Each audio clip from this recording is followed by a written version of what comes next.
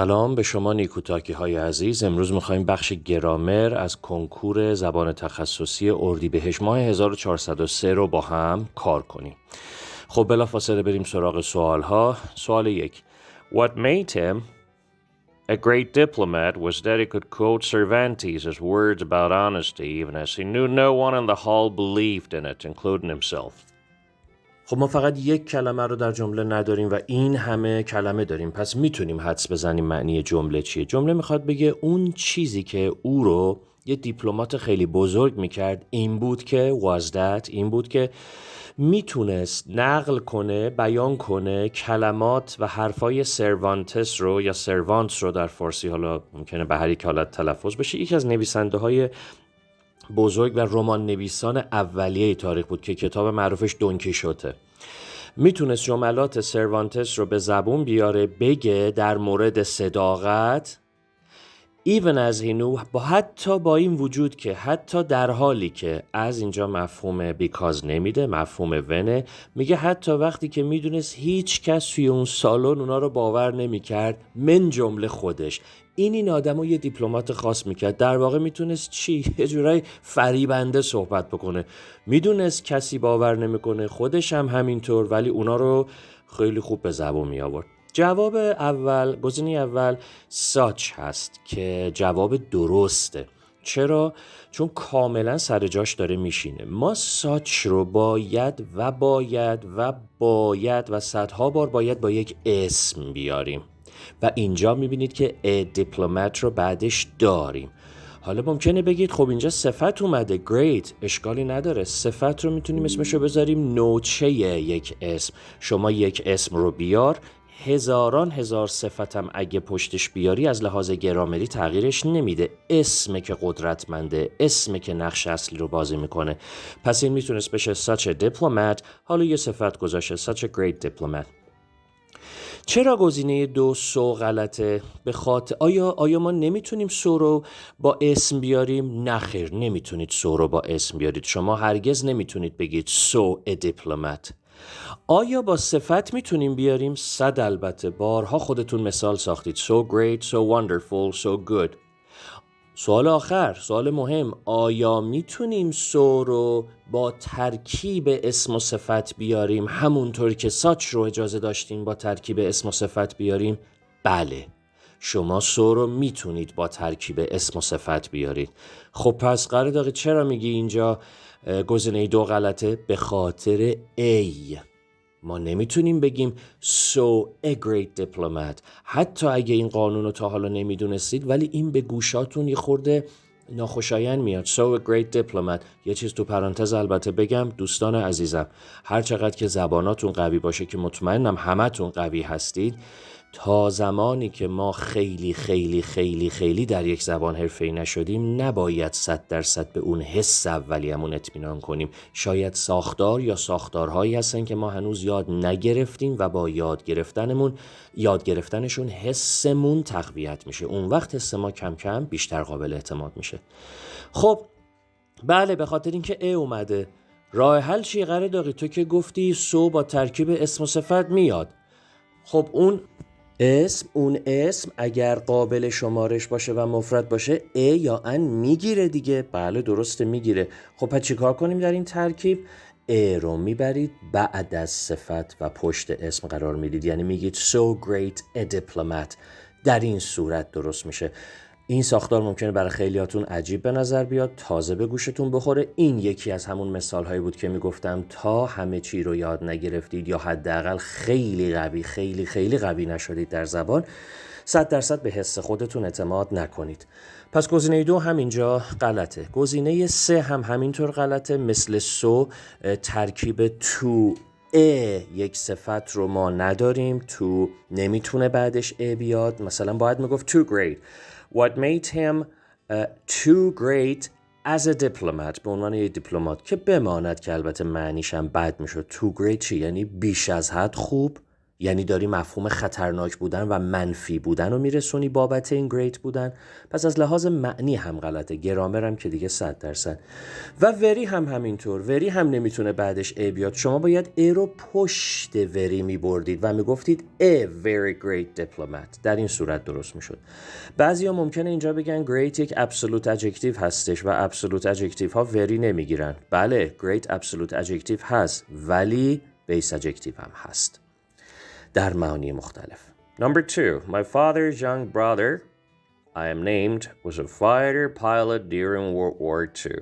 خب همیشه بهتون گفتم، بازم میگم، وقتی ما یک کلمه یه جای خالی رو نداریم عوضش بیشتر از 10 تا کلمه این ور اون ور داریم. پس باید قدرت اینو داشته باشیم معنی جمله رو علیرغم نبودن یک کلمه حدس بزنیم. اینجا میخواد بگه برادر کوچیکتر پدر من، در واقع عموی کوچیکتر از باباش، عموی من که از بابام کوچکتر بود، جای خالی I am named، با نگاه به گزینه ها میبینیم که داره تلاش میکنه یک او رو برای ما در این جای خالی بگنجونه.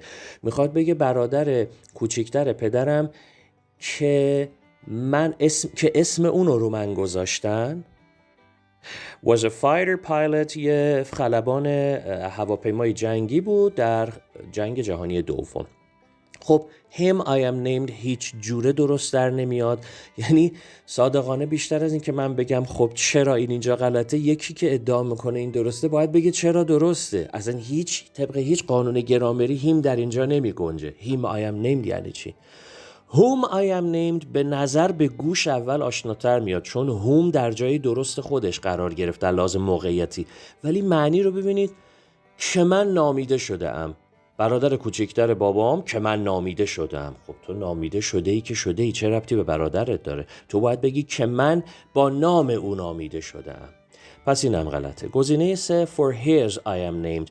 خب his اولا که یا صفت ملکیه که در اون صورت حتما باید یک کلمه بعدش بیاد، his car، his life، یا ضمیر ملکیه که بی‌معنی میشه اینجا. his یعنی مال او به عنوان ضمیر ملکی، دیگه اسمم بعدش نمیخواد. خب for اینجا چی کار میکنه؟ اون مال منه؟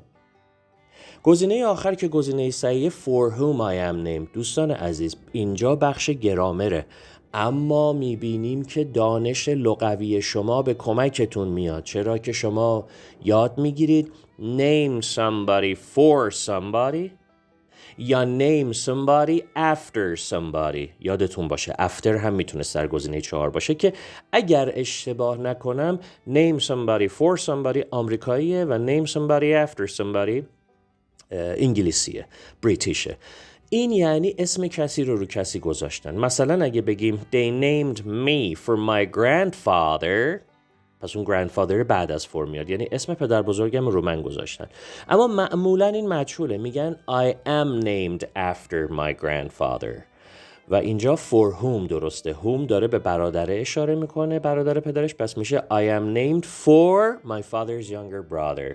My father's younger brother رفته تو whom و هم اومده سر جاش در کنار for قرار گرفته. دوستان عزیز من سعی میکنم توضیحاتم نه خیلی طولانی باشه که زیاده گویی کنم و نه خیلی کوتاه باشه که مطلب براتون جا نیفته. و صادقانه اگه بخوام بین این دوتا یکی رو انتخاب کنم مجبورشم، کم احساس میکنم زیاد توضیح دادن بهتر از کم توضیح دادنه. اما به هر حال اگر احساس کردید جایی براتون جا نیفتاده سوال بکنید، در کامنت ها بپرسید. خیلی دوست دارم که اول خودتون به دوستان دیگه جواب بدید در کامنت ها. در نهایت منم پاسخ خواهم داد. 3. The daycare center in Berlin was closing suddenly and parents less than 2 weeks notice and no clear explanation. خیلی خوب. میخواد بگی که اون دیکر سنتر، اون مرکز نگهداری حالا از بچه ها اینا در برلین یه دفعه تصمیم گرفت که تصمیم گرفت که اون جاشو ببنده و گزینه ها همه give دارن، پس میخواست بگه که give notice رو به کار ببره. give یه زمانی، notice یعنی از چند روز قبل، از اون به اندازه اون زمان از قبل به اونا اطلاع داده بود. میگه یه دفعه تصمیم گرفتن اونجا رو ببندن و 2 هفته قبلش، کمتر از 2 هفته قبلش به والدین این اطلاع رو دادن و هیچ توضیح دیگه‌ای بهشون ندادن. خب گزینه اول has given به هیچ وجه درست نیست، چرا که was closing داره قصه رو میبره به گذشته و حال کامل یعنی present perfect یا ماضی نقلی اینجا جواب نمیده، چون ماضی نقلی یعنی همیشه به حال ربط داره. حالا یا اون عمل تا الان ادامه پیدا کرده یا اثرش مونده، ولی به هر حال به الان 100% یک ربطی داره، ولی قصه مال گذشته است. یعنی اگر ما یک رو انتخاب کنیم داریم میگیم این دیکر سنتر تو برلین یه دفعه تصمیم گرفت ببنده و از 2 هفته قبل به مردم اطلاع داده یعنی هنوز منتظر مردم بیان وسایلشون رو ببرن، بچه‌هاشون رو ببرن و هنوز نبسته. پس میبینید کنار هم جور در نمیان. had given که گزینه صحیح ماست دقیقاً میره به گذشته تر از اون یکی فعله. ببینید شماره 2 پس پرفکته یا ماضی بعید یا گذشته کامل و فقط یک توضیح داره. یک جزئیات کوچولویی هم به خصوص در مورد حالت کانتینیوسش هست، حالا اونو فاکتور میگیرم چون واقعا اینجا مهم نیست. یک توضیح بیشتر نداره و اون اینه که ماضی بعید had PP موقعی میاد که 2 عمل رو داریم، هر 2 عمل در گذشته رخ دادند و با آوردن ماضی بعید شما میخوای بگی این عمل ماضی بعید قبل تر اتفاق افتاده و حتما اون یکی عمل هم باید به گذشته گفته شده باشه، عموما به گذشته ساده. حالا اینجا به گذشته استمراری گفته، ایرادی هم نداره. در واقع was closing suddenlyش در این جمله میتونست باشه decided to close suddenly decided to close. خب پس داره میگه تصمیم گرفتن اونجا رو ببندن و از 2 هفته قبلش خبر داده بودند. بسیار و این جواب صحیح ماست. مثلا یه مثال دیگه بگم، شما این فیلم رو دیروز دیدی؟ من 2 هفته قبل تو دیده بودمش. چرا دیده بودم رو میارم ماضی بعید در فارسی؟ چون عملی در گذشته است قبل از عمل گذشته تو. عمل تو دیروز بوده، دیدن اون فیلم گذشته، مال من گذشته تر بوده، ماضی بعید میارمش. شماره 3 گیونه و 4 و 3 رو بذارید یه دفعه با هم بگیم دیگه. اصلا نگاه بکنید، شما اجازه ندارید به عنوان یک فعل جمله فقط پی پی خالی بیارید. پی پی باید افعال to be داشته باشه پشتش یا have و has و had داشته باشه. to give هم که مصدر دیگه، مگه میشه مصدر رو به جای فعل آورد؟ اگر همه دی میخوایم بگین شماره 3، خب آقای قردقی ممکنه was given بوده، حالا اون وازه بنا به مثلا قانون چیز حذف شده، مثلا یکی از وازا رو نگه میداریم بقیه بعدی رو حذف میکنیم، بله اون شدنیه، ولی اینجا نیست. فعل قبلی was closing، ماضی استمراریه و اصلا فرض کنیم was given یا were given هم بوده، خب معنی نمیده چون جمله اصلا مجهول نیست. اول parents نیومده که بعد بگیم parents were given less than 2 weeks notice. پس از هر لحاظ غلطه. دوستان عزیز ممنون میشم که کانال ما رو سابسکرایب کنید، ویدیوهای ما رو لایک کنید، با دوستاتون به اشتراک بذارید و با کامنتاتون هم به ما دلگرمی بدید هم ما رو حمایت کنید. خواهش میکنم ترجیحاً کامنتاتون اگرم انگلیسی نمی نویسید به حروف انگلیسی باشه ترجیحاً. Thanks. Number 4. If you intend to travel, please don't forget ahead of time, particularly on a Saturday night. میخواد بگه اگر قصد داری که سفر کنی لطفاً فراموش نکن که به موقع قبل از مثلا انتهای زمان کافی رزرو کنی. بوک اینجا رزرو کردن دیگه، حالا یا بلیت یا هتل یا هر چی، به خصوص یک شنبه شب اگه باشه، یعنی قبل شروع تعطیلاتشون. بله کلمه بوک به معنی رزرو کردن هم ترانزیتیو هم این ترانزیتیو، یعنی هم میتونه مفعول بگیره، بگه بوک هتل، بوک سیت، بوک فلایت، هم میتونه اینا رو نگیره. خب گزینه های 2 و 4 غلطن، برای اینکه برای گزینه 2 ING اومده، ما فعل ING دار اجازه داریم بعد forget بیاریم، اما موقعی که میخوایم بگیم چیزی رو که در گذشته اتفاق افتاده شما فراموش کردی، مثلا have you forgotten meeting her for the first time؟ یادت رفته اون روزی که برای بار اول اونو دیدی؟ ببین به اشاره به یک خاطره ای در گذشته میکنه. بوک هم غلطه، شماره 4، چون forget یا مصدر با تو بعد خودش میگیره یا فعل ING دار. پس 4 هم غلط. فعل ING دار گفتیم کی به کار میره بعد forget، اما مصدر با تو کی به کار میره؟ موقعی که میخوای به کسی بگی یادت نره فلان کارو کنی، یا یادت نره این پنجره رو ببندی قبل رفتن ها. Don't forget to close the window before you leave. بنابراین گزینه 3 100% گزینه صحیحه. اما مشکلی که اینجا در این سوال وجود داره اینه که گزینه 1 هم جواب صحیحه، با اینکه به اندازه 3 رایج نیست، با اینکه به اندازه 3 شنیده نمیشه، حتی برای خود نیتیو اسپیکر ها هم این گزینه ممکنه بسیار آنکامل به نظر بیاد. این گزینه هم کاملا صحیحه برای اینکه مصدر پرفکت به کار برده، همچنان تو رو داره، همچنان مصدر هست، ولی پرفکت اینفینیتیوه. فکر نکنید که این نوع مصدر همیشه به گذشته اشاره میکنه. خیر، این مصدر میتونه به آینده هم اشاره کنه. مثلا من میگم که I hope to have finished this job by tomorrow. امیدوارم که این کار رو تا فردا تموم کرده باشم. حالا چه فرقیه بین to have booked و to book، یا تو اون مثال من to complete و to have completed؟ وقتی که مصدر رو حالت پرفکتش رو به کار میبری، تأکید، کلمه تأکید رو به کار میبرم، تأکید به تمام شدن اون عمل میکنی، داری تأکید رو میذاری رو لحظه تمام شدن اون عمل. پس در واقع اینجا هم 1 هم 3 درستن. 3 بسیار رایج تره. طراح این سوال 3 رو درست میدونسته، غافل از این بودی که 1 هم درسته. و به هر حال این سوال ایراد داره دیگه، یعنی اگه بنده خدایی شک کرده باشه بین 1 و 3 و 1 رو زده باشه که بهتر بود 3 رو میزد چون رایج تره، ولی هر دو 100% در لحاظ گرامری درست هستن. شماره 5. Had I realized what you wanted to do in that important meeting, I...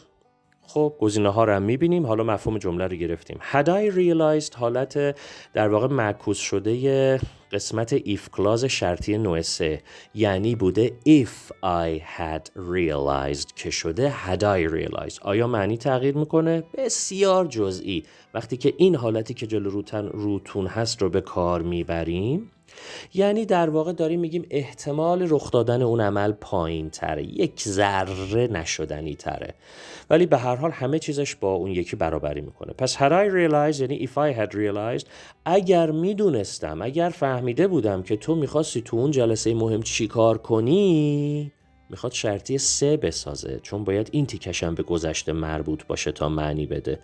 کلمه agree رو آورده. نمیتونیم حالا بگیم، نمیتونیم بگیم اگه من میدونستم تو اون روز تو اون جلسه چی میخواستی بگی، الان باهات موافقت نمیکردم، معنی نمیده. تو باید موافقت تو در جلسه اعلام میکردی. الان از گرامر حرف نمیزنم، اما از منطق دارم حرف میزنم. کجا میتونست گذشته رو به حال ربط کنه، شرطی مخلوط یا میکس بسازه، ترکیبی؟ موقعی که میگفت مثلا همچین چیزی، اگر من اون روز به حرف تو گوش کرده بودم الان شرایط بهتری داشتم. اینجا منطق اجازه میده ما این ترکیب رو کنار هم بذاریم. گزینه درست در سوال 5 گزینه 4، چون تنها گزینه‌ایه که داره شرطی نوع 3 میسازه. گزینه 2 اصلا شرطی نمیسازه، چون در قسمت اصلی ما باید حتما وودی یا ویل یا مایتی از این چیزا داشته باشیم که به یکی از شرطی ها برگرده، یا حال ساده داشته باشیم که شرطی 0 بسازه، و 1 و 3 هم که شرطی 3 نمیسازن برای ما. پس 1 خط مرور میکنیم. شرطی نوع 3 در قسمت if clause فعل ما باید had pp یا ماضی بعید باشه، و در قسمت دیگر باید would have pp باشه که این would میتونه با might و could هم در واقع یک سری مدال های دیگه هم تعویض بشه.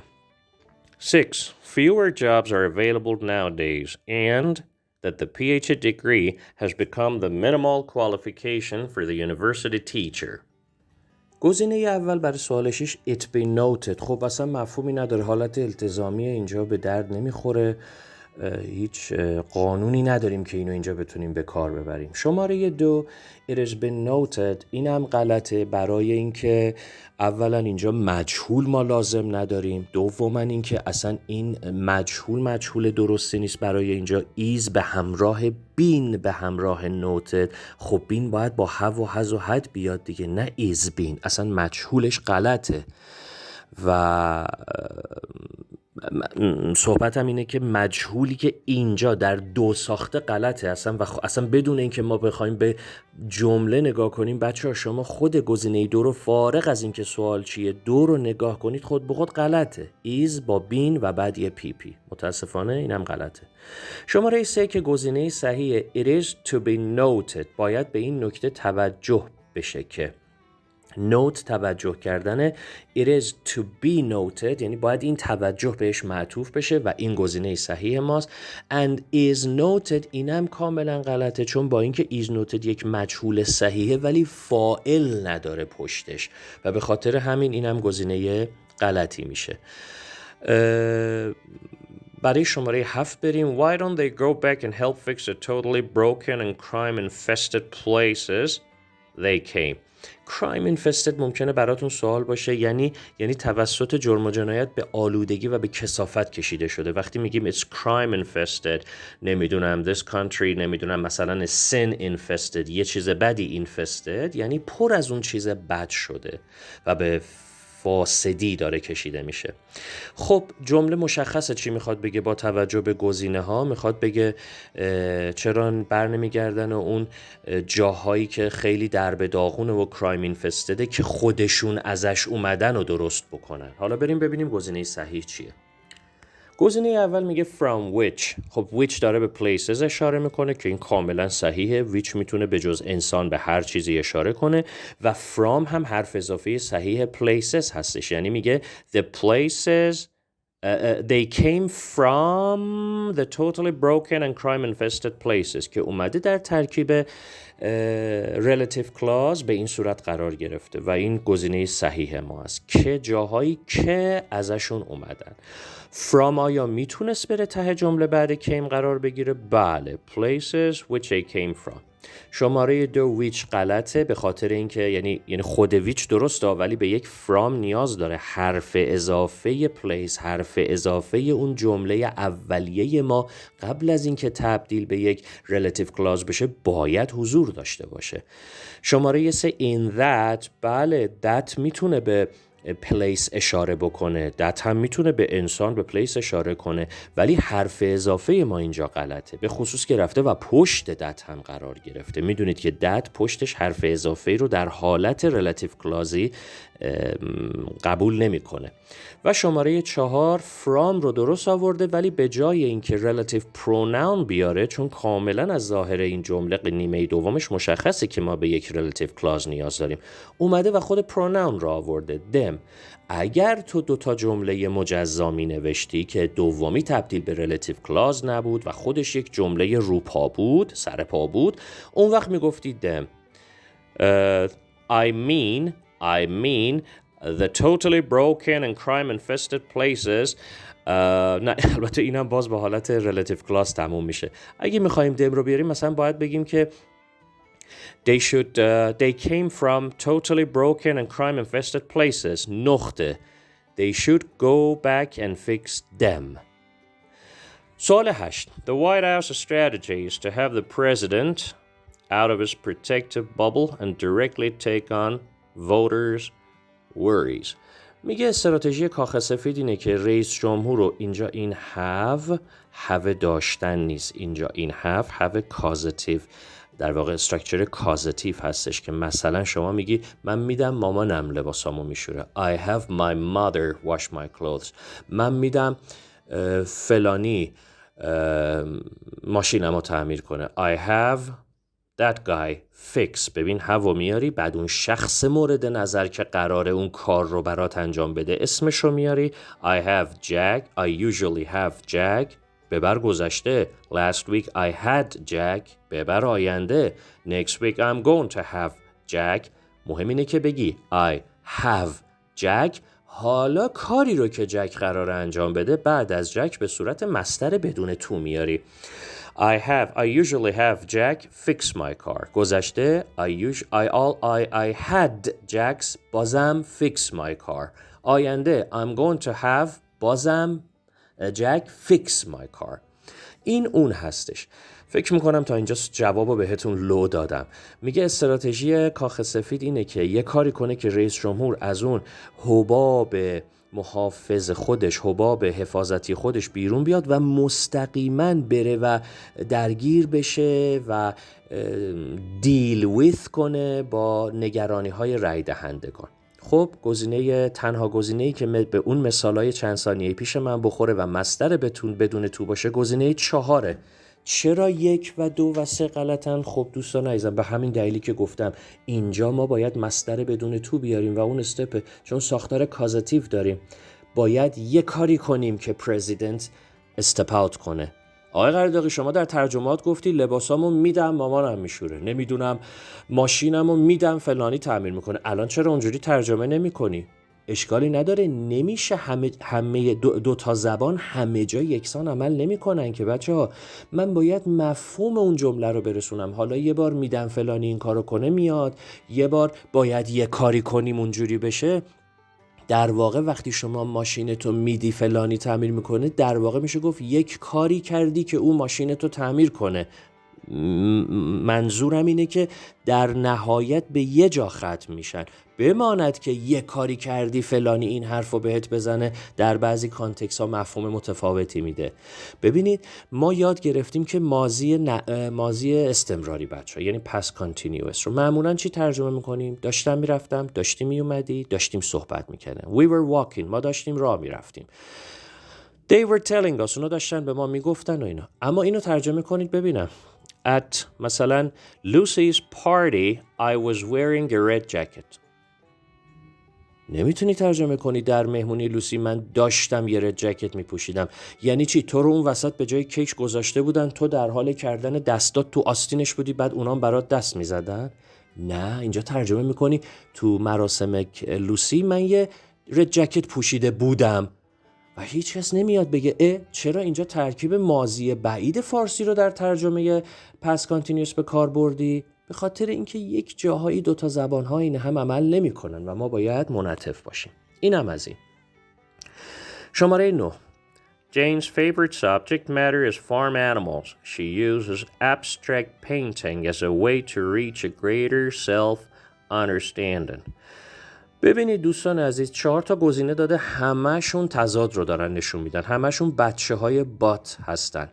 میخواد بگه که درسته که Jane's favorite subject matter موضوع مورد علاقه خانم جین حیوانات مزرعه هستند،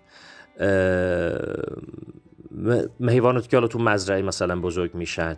با این وجود she uses abstract painting، میگه نقاشی های ابستره فارسی میگن. فکر میکنم دوستان من خیلی تخصص ندارم تو نقاشی، فکر کنم انتزاعی بهش میگیم، حالا اگر کسی درستشو میدونه کامنت کنه. abstract painting as a way to reach، این کارو میکنه تا بتونه یک درک از خود بالاتری رو به دست بیاره، خودشو بهتر بشناسه. خب ما اینجا تضاد رو باید نشون بدیم. کلمه despite که مترادف شماره 4 in spite of اینجا غلط هستن. برای اینکه شما میبینید بعد از جای خالی ما یک جمله کامل داریم. Jane's favorite subject matter فاعلمونه، is فعلمونه، farm animals هم ادامه جمله و شما اجازه ندارید بعد از despite یا in spite of جمله کامل بیارین. دوستان عزیزم بعد از despite یا in spite of شما باید یک اسم بیارید. مثلا بگید despite the cold weather. The cold weather ترکیب اسمیه دیگه، حالا مهم نیست پشت weather cold اومده، اون صفتشه، ولی weather رو آوردم. Despite the cold weather یا despite the difficulties I went out یا despite the difficulties I decided to do the job. یا فعل ing دار بعد despite بیارید که در واقع همون gerunde که در واقع یعنی همون اسمه. Despite being tired I finished the job. همین در مورد in spite of هم صدق میکنه. گزینه 3 هم غلطه، چون however همیشه در جمله دومی میاد که تضاد با جمله دیگر داره. الان اینجا 2 تا جمله داریم، یکی داره میگه چیز مورد علاقه جین چیه، اونورم میگه چجوری نقاشی میکنه. however حتما باید در جمله دوم بیاد. و دوم این که بعد فارم انیمالز باید نقطه قرار بگیره یا نقطه ویرگول قرار بگیره. حالا در جمله بعدی however میتونه اولش بیاد، میتونه آخر اون جمله بیاد، وسط اون جمله بیاد، ولی در جمله she uses abstract painting باید بیاد. جواب صحیح even though. دلیل اولم اینه که اون ستای دیگر رو رد کردیم، دلیل دوم اینه که خب واقعا روش کاربرد even though همینه دیگه. بچه ها even though همون although 2 تا جمله رو به هم میچسبونه با ویرگول، نقطه اجازه نداریم بیاریم برخلاف however. و although میتونه اول جمله اول بیاد یا اول جمله دوم بیاد، یعنی میتونه اول هر یک از 2 تا جملات بیاد، معمولا اول میاد. حالا این دیگه با تشخیص شما از اون معنی جملتونه که کجا اونو بذارید بهتر باشه. یک بار دیگه میگم دوستان، باور کنید انقدر میتونم در مورد هر یک از این سوالا با شما حرف بزنم، انقدر نکات مختلفش رو باز کنم، باور کنید این یه دونه قسمت گرامر رو میشه حداقل 3 تا ویدیو کرد، ولی خب خیلی طولانی میشه و به نظر من همین مقدار که توضیح میدم خدمتتون کافیه. مجددا ازتون ممنونم بابت حمایت هایی که میکنید. لطفاً سابسکرایب و کامنت و لایک و اینجور چیزا خلاصه فراموشتون نشه، باعث حمایت کانال ما. یک توضیح کوتاه خدمتتون بگم، چون ما در ایران با فیلتر شکن از یوتیوب استفاده میکنیم، یوتیوب خیلی از ماها رو ربات تشخیص میده، بنابراین ویو هایی که از جانب شما میاد رو خیلی وقتا برای ما دیلیت میکنه، سابسکرایب های شما رو دیلیت میکنه و این اجازه رشد به کانال ما رو نمیده. یه جورایی صادقانه بگم زحمت های ما رو هدر میده. اگر براتون ارزشمنده و اگر ارزشی برای کار ما قائل هستید، خواهش میکنم که حمایت کنید، به خصوص با سابسکرایب کردن و کامنت گذاشتناتون. ممنونم عزیزان. بریم شماره 10. If you look at the videos, we were given them based on Buñuel and surreal imagery. خیلی خوب، گزینه ها رو نگاه میکنیم، همش به گذشته داره ربط پیدا میکنه. بریم معنی جمله رو ببینیم. میخواد بگه اگر که به ویدیوهایی که به اونها ما میدادیم نگاه بکنید، میبینید که ویدیوهای ما، ببینید تمام گزینه ها ours, us، یه جوری بنده خدا داره به ما فریاد میزنه، میخوام بگم ما. اونورم ور گذشته داره، میخواد بگه ویدیوهای ما بر مبنای این بونیوئل، احساس میکنم اینطور باید تلفظ بشه، and surreal یا سورئال به فارسی imagery، بر مبنای این در واقع ساختارها و این روش ها بودند. خب ببینید ما 2 تا جمله داریم، باز یک شرطی داریم، اما اینجا بحث شرطیش مهم نیست، تشخیص این که چه شرطی داریم، چون خود شرطیش رو کامل کرده، فعلا رو برای ما آورده. البته فعل دوم یه مقدار ناقصی داره که اون مشکلی نیست، اصلا اینجا بحث درک شرطی نیستش.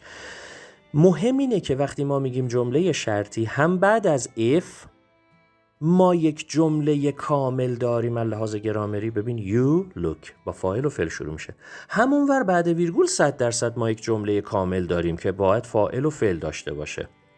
حالا بماند مگر اینکه امری باشه که دیگه در امری فاعل رو نمیاریم.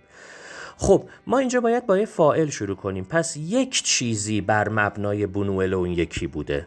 اولا خود بیست رو باید اصلاح کنیم. بیست یعنی چیزی رو بر مبنای چیز دیگر قرار دادن. ما اینجا مجهولش رو میخوایم، یعنی بر مبنای فلان چیز قرار داره، قرار داده شده. پس میبینید به خاطر همینه که تمام گزینه ها ور رو آوردن. اینجا بود که گفتم خودش فعل رو به ما داده، یعنی این بنده خدا اصلا میتونست ور رو تو جوابا نیاره، ور رو باید میبرد تو سوال، بعد جای خالی میذاشت چون تو همش مشترکه. گزینه درست، تنها گزینه درست ما ours. چرا دوستان عزیزم؟ برای اینکه ما یک جمله رو با یک فاعل شروع میکنیم. فاعل باید یک اسم باشه یا مثلا جرند باشه که خصوصیات اسمو داشته باشه و اینجا تنها چیزی که خصوصیات یک اسمو داره ours. چرا؟ چون یک possessive pronoun، اسمش روشه، pronoun، بچه نونه، داداش کوچولوی نونه، یعنی خودش هم یه نوع اسمه. ours حالا معنیشو داشته باش، میگه مال ما. اگه به ویدیوهایی که ما به اونا میدادیم نگاه کنید، مال ما بر مبنای اینا بودن، در واقع یعنی ویدیوهای ما. میدونید که در قبلم گفتم ours یا اینجور relative possessive pronoun ها میان، ضمایر ملکی، دیگه شما اسم بعدش نمیاری، شما یا میگی our house یا دیگه میگی ours. از جمله قبلی باید بفهمه این ours شما به چی اشاره میکنه. خب جمله اول گزینه اول غلطه، چون our آورده، یک صفت ملکی آورده که صد البته اسم میخواد، نداره. گزینه سه آواسور، این که من فکر میکنم یکی باید پیداش بگه این چرا باید درست باشه، من دیگه توضیحی برای رد این ندارم، کاملا غلطه، این ترکیب اصلا نمیخوره به اونجا. that آواس هم یکی مثل همون، بنابراین گزینه 2 صحیحه. 11. No one should take the lead in fighting for international pollution reduction, selling out future jobs and economic growth. خب ببینیم معنیش چیه. اول به گزینه ها نگاه میکنیم. یه لست آورده که به مفهوم اینه نکنه یه وقت، به خاطر اینکه نمیخوان یه وقت، که یه موقع خدایی نکرده، این مفاهیمو داره. واقعا نمیدونم تو دبیرستان به شما اینا رو درس میدن که اینجا ازتون سوال پرسیدن؟ مثل نمیدونم واقعا.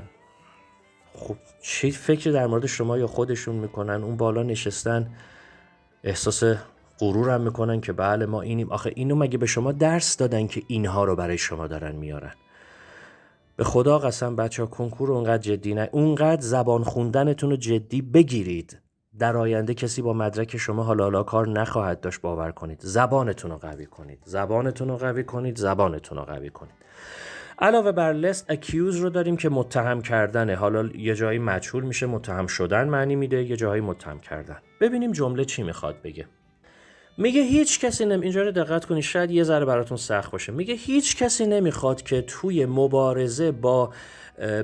مبارزه برای کاهش آلودگی بین‌المللی خط مقدم رو بگیره، بره بگه آقا من نفر اول وای میستم توی مبارزه. چرا؟ چون که نمیخواد خدایی نکرده متهم به این بشه که داره future jobs رو economic growth رو sell out میکنه، داره اینا رو مثلا. صادقانه چه ربطی دقیقا بین اینا هست؟ مبحث شاید تخصصی باشه، چجوری این به اون ربط داره اصلا مهم نیست. مهم اینه ما چجوری این جمله رو علاوه گرامری درست کنیم. ما میخوایم بگیم چون که نمیخواد خدایی نکرده متهم به این بشه که داره یه کاری میکنه. حالا اصلا فرض کن ما اصلا منطق اون کارم با قسمت قبلی متوجه نشیم، اما گرامرش رو باید درست در بیاریم. ببینیم جواب صحیح چیه. ببینید در یک کلمه اول خدمتتون بگم، اگر با لست آشنا بشیم و عملکرد لست رو بفهمیم، بسیار راحت این سوال رو جواب میدیم. لست بعدش از لحاظ گرامر، از لحاظ استاندارد و گرامر صحیح باید ساختار التزامی سابجانکتیو به کار بره. یعنی چی؟ یعنی ام و ایز و آر نیاره، به جای همش بی بیاره. دقت میکنید؟ یعنی اگه فاعل شما هی بود نگه هز، بگه هاو. حالا اگه براتون سواله تو کامنت ها بنویسید که من در یه ویدیوی بعدی سابجانکتیو رو بیشتر براتون توضیح بدم. خب اگه نگاه بکنیم گزینه یک lest are they accused of، خب این که اولا التزامی نیست و بعدم حالت سوالی آورده، این گزینه غلطه. 2 lest accused of at home، این که این هم کاملا غلطه، چون اصلا هیچی accused رو اصلا مجهولش هم نکرده که حالا ما بیایم قضاوت کنیم آیا اون توبیشو درست آورده یا نه، و اصلا فاعل دی رو هم حذف کرده. گزینه 3 دقیقاً اون چیزی که ما میخوایم. lest بعد یه جمله آدمی زادی آورده و اون به صورت التزامی آورده، they are نگفته، they be گفته. lest they be accused at home of، بله of هم که در واقع حرف اضافه صحیح accused. فقط یه نکته‌ای بهتون بگم، بله من گفتم بازم میگم از لحاظ استاندارد باید التزامی بعد لست باشه، ولی شنیده میشه که در زبان غیر استاندارد و تا حدی نسبتاً رایج ممکنه حالت غیر التزامی هم بیاد، یعنی بگیم lest they are accused at home. اگر اینو جایی شنیدید تعجب نکنید، این به کار میره کم و بیش ولی استاندارد نیست. اما چیزی که در مورد سوال 4 گفتم تو have booked، اون 100% استاندارده ولی خیلی خیلی هم ممکنه کم شنیده بشه، اما کاملا استاندارده. و گزینه 4 lest be accused at home of، خب این همون گزینه 3 فقط اون دی رو نیاورده که باید می آورد. سوالی ازتون دارم دوستان، اینو شما به من جواب بدید. بگید ببینم این کلمه اکونومیک با اکونومیکال که هر دو صفتن فرقشون چیه؟ نه تنها این، بلکه بگید فرق، حالا یا اینو جواب بدید یا اینی که ازتون میپرسم یا هر دو. فرق اکانومی و اکونومیکس چیه؟ این رو هم ببینم چه جوابایی میدید. شماره 12 به اصطلاح. خب If the blood was still fresh, that meant this murder taken place long ago. بعد تو گزینه ها وود و میبینیم و شود و آت و ماست، یعنی یه جور باید و احتمال رو میخواد برسونه و بعد همشون هم منفی هن. میخواد بگه اگر این خون، حالا خونی رو اینجا پیدا کردن، هنوز تازه است، به این معنی بوده که منت گذشته است و مینت نخونید لطفاً. این به این معنی بود که این معنی رو میداد که این قتل مورد نظر ما نباید مدت زمان زیادی از اتفاقش بگذره. منطق داره همینو میگه دیگه. taken place long ago. قاعدتاً باید long ago نباشه که هنوز فرش باشه. خب بریم سراغ گزینه ها. گزینه اول would not که خب این درست نیست، برای اینکه طرف داره یک نتیجه گیری میکنه، استنتاج میکنه، پس would اینجا صحیح نیست. از اون مهمتر، از اون خیلی خیلی مهمتر، این چه ساختاریه که شما بلافاصله بعد would پی پی میارید taken؟ حداقل میگفتی wouldn't have taken place که قابل بحث تر میشد. پس این کلن از هر لحاظ غلطه. شماره 2 shouldn't have taken place. اشتباه دوم گزینه 1 رو تکرار نکرده، have رو آورده. ما هم با ساختار should have pp یا shouldn't have pp آشنا هستیم، اما should have pp موقعیه که شما دارید اشاره میکنید به کاری که در گذشته کردید، الان میگید ای وای نباید میکردم، چرا من این کارو کردم؟ یا طرف مقابلتونو you shouldn't have done that, why did you do it man؟ نباید این کارو میکردی، چرا این کارو کردی؟ ولی ما الان اینو نمیخوایم بگیم. نمیخوایم بگیم اگه این خون هنوز تازه است، ای داده بیداد، نباید اینو خیلی مدت زمان قبلی انجام میدادی عزیزم، زودتر میکشتی اون یارو رو. ببین معنی نمیده. البته شود اف پی پی یه مفهوم دیگه ای هم داره که در یکی از ویدیوهای تحلیل شرلوک هولمز اون رو گذاشتم. حتما بچه‌ها ویدیوهای غیر کنکوری ما رو ببینید. تو رو خدا یه بار از حالت زامبی در بیایید بیرون.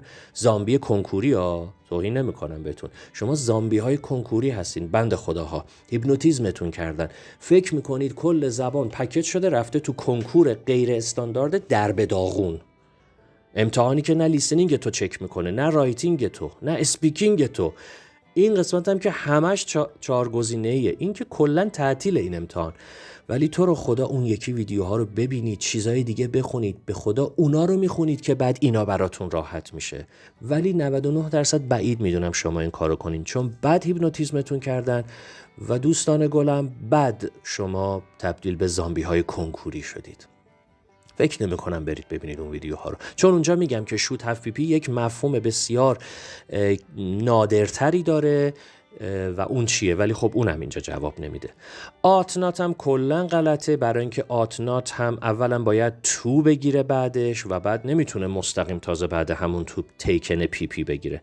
میمونه گزینه 4 mustn't have پی پی. ببینید ما ساختار must have پی پی رو داریم، must have پی پی رو داریم که یعنی حدسی در مورد گذشته میزنی و حدس بسیار قوی هم هست. پس میبینیم که تا اینجا این بهترین جواب ماست. چرا من با یه مقدار با یه خورده با ریزرویشن دارم میگم که بهترین جواب ماست، نمیگم جواب درستینه؟ خوب گوش کنین دوستان. اولا که من نمیگم 4 غلطه، من نمیگم 4 غلطه، پس به حرفام خوب گوش کنید. ساختار must have pp یه نکته ظریفی داره، 2 تا نکته ظریف داره که دومیه بسیار ظریف تره. must have pp یعنی حدس بسیار قوی در مورد گذشته. You were absent at the party. You were conspicuous by your absence. You must have forgotten the party or the time of the party. کاملا صحیح، حتما یادت رفته بوده. نکته اول اینه که برای منفی کردنش ما عموماً به سمت can't have pp میریم.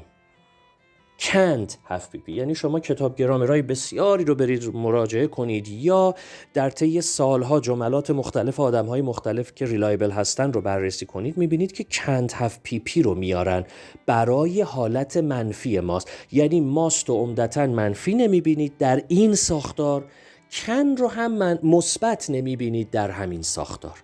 حالا نکته 2 که بسیار ظریفه چیه؟ نکته 2 اینه شما اجازه دارید mustn't have PP رو بیارید، ولی بهتره که must not have PP بگید. یعنی must و not رو کانترکت نکنید و به هم نچسبونید. یعنی این 2 تا نکته‌ای که گفتم ارجح هستن. اول can't have PP بیارید که هیچ حرفی توش نباشه.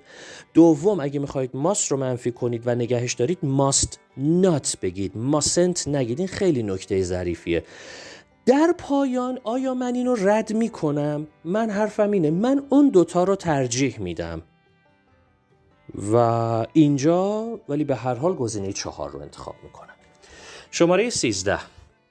I took a class with him when I was in college, but I was too young teaching. میریم یه نگاهی هم به گزینه ها میندازیم. appreciate داره، what he در مورد یه آدمی حرف میزنه، what میاره آنچه که، و appreciate قدر چیزی رو دونستن، ارزشش رو فهمیدن.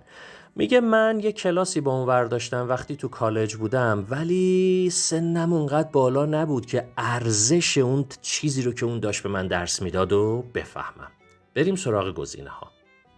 گزینه اول میگه to appreciate what was he. همه چیزش درسته الا اینکه what رو بعدش سوالی کرده. خب ما اینجا سوال نمیپرسیم، نمیخوایم بگیم اون چه چیزی رو داشت درس میداد ها، میخوایم بگیم آنچه که او داشت درس میداد، که این در 2 رفع شده. to appreciate که قدرش رو بدونم، قدر چیه؟ what he was teaching، آنچه که او درس میداد، و این گزینه صحیحه. 3 که اصلا انقدر در به داغ، اصلا گزینه 3 نمیخواد شما برید جمله رو نگاه کنید. 3 همین که نگاش کنید معلومه appreciating him whom was نه and appreciate what he was too young and appreciate نه دیگه and نمیچسبونه 2 طرف رو به هم و بنابراین اینم غلط. یعنی واقعا یعنی میگم باز بیشتر این که من دلیل بیارم چرا این غلطه، یکی باید بگه آخه این چرا این درسته. خب غلطه دیگه. مثل این میمونه یکی بگه نمیدونم My name is محمد رضا but I love my father. خب چرا but عزیزم؟ تو باید یه دلیل بیاری. آخه چرا but میگی اینجا؟ اینم به هر حال اینجا درست نیست. I have spent my life trying to warn people about the terrible risks of nuclear weapons. Many of my countrymen. گزینه هام از have و هفدان و دیدسو از likewise یه ذره تیز باشه میفهمیم که آها میخواد بگه، الان به تو ترجمه‌ام نشونتون میدم. میگه من زندگیمو صرف این کردم که تلاش کنم به مردم هشدار بدم در مورد خطرهای بسیار بد سلاح‌های هسته‌ای، همونطور که خیلی از هموطنان من این کارو کردند. خب حالا گزینه ها. گزینه اول میگه as have many of my countrymen. این as کاملا اینجا قابل قبوله، میخواد بگه همونطوری که دیگران هم این کارو کردن و از قابل قبوله. میدونی تو مایه های اون سویه که میگیم I love swimming، شما میگی so do I. اینم مثل همون سوه هست. حالا have چیه؟ have به have spent برمیگرده. خودشو ماضی نقلی داده، هموطناش هم ماضی نقلی میده. و spent رو چرا نیاورده؟ خب فاکتور گرفته. یعنی موقعی که ما این ساختارهای so did I و I am to و اینا رو به کار میبرید، خودتون میبینید کل جمله رو ما عموما تکرار نمی کنیم و به خاطر همین گزینه 1 گزینه صحیحه. گزینه 2 have done many of my کاملا غلطه، نه فاعلی داره. تازه اگه فاعلم داشت چجوری به جمله قبلی مربوط میشد؟ did so قلب خدا اینو من توضیح ندارم بچه ها، اینا خیلی تابلو غلطن، اصلا نمیدونم چی did so آخه اینجا یعنی چی. as likewise اینم غلطه. likewise به تنهایی به کار میره، حالت قیدی داره. مثلا یه جمله رو میگی، جمله بعدی میگی likewise فلانی هم این کارو کردن. از likewise اونم در این ترکیب معنی نمیده. بریم سراغ سوال آخرمون. Last year he once even declared himself indifferent about politics, saying he out of it altogether. گزینه ها رو هم میبینیم rather داره و better داره و پس مفهوم چی میخواد باشه؟ این میگه پارسال یه بار اعلام کرد که یه بار حتی اینو اومد اعلام کرد که آقا دیگه در مورد سیاست اصلا این آدم هیچ تعهدی نداره و هیچ اهمیتی دیگه سیاست براش نداره و اضافه کرد که در ادامه گفت که میخواد کلن از سیاست بیرون باشه و اما جواب صحیح. گزینه اول میگه had better staying. had better به معنی اینه که بهتره که تو فلان کار رو کنی. تفاوتش با would ratherی که در گزینه های 2 و 3 میبینید اینه. had better 1 و 4 یعنی بهتره فلان کار رو کنی، یه جورایی مثل should میمونه، نصیحت، پند. 2 و 3 که would rather دارن ترجیح دادنه. خب هر دوی اینا از لحاظ معنا اینجا میتونن درست باشن، ولی بریم ببینیم کدوم گرامری جور در اومده. had better staying غلطش، چون شما بعد had better باید مصدر بدون تو بیاری، پس 1 و 4 خدا حافظ همینجا. همینطور بعد would rather هم باید مصدر بدون تو بیاری، پس 2 هم خدا حافظ. میمونه گزینه 3 saying he would rather stay out of it all together. امیدوارم ویدیو براتون مفید بوده باشه دوستان. نظراتتون حتما برامون کامنت کنید، سابسکرایب، لایک و اینجور چیزا فراموش نشه. ممنونم از حمایت شما. تا ویدیوی بعدی.